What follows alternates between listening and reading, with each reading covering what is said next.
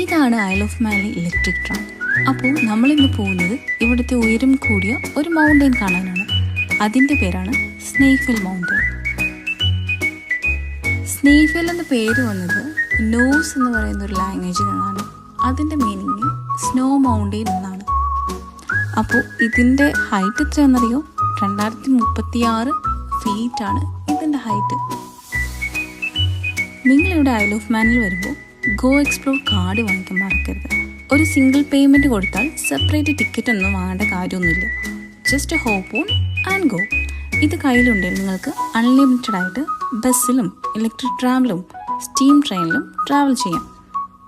പിന്നെ ഈ mountain ട്രെയിനിലും travel ചെയ്യാം.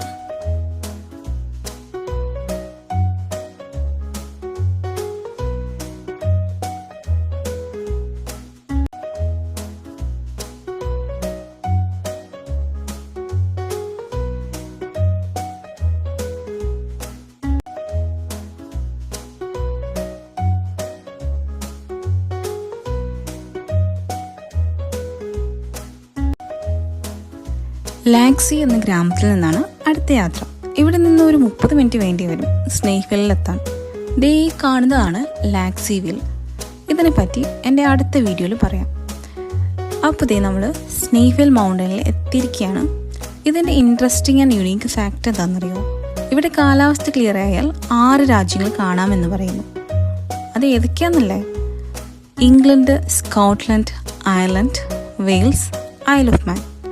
പിന്നെ 6ാമത്തെ രാജ്യം എന്താണെന്നറിയോ? ഇവിടെയുള്ളവർ പറയുന്നത് ഇവിടെ നിന്നാൽ കിങ്ഡം ഓഫ് ഹെവൻ കാണാമെന്നാണ്. ബട്ട് എനിക്കിങ്ങനെ തോന്നിയില്ല കേട്ടോ. ശരിക്കുള്ള ഹെവൻ കാണണമെങ്കിൽ നമ്മളങ്ങ് മീശപ്പുലി വരെ തന്നെ പോകണം. ഞാനിവിടെ വന്ന സമയത്ത് ശരിക്കും ഭയങ്കര കാറ്റായിരുന്നു കേട്ടോ. പിന്നെ കോട കാരണം ഒന്നും കാണാനും പറ്റില്ല.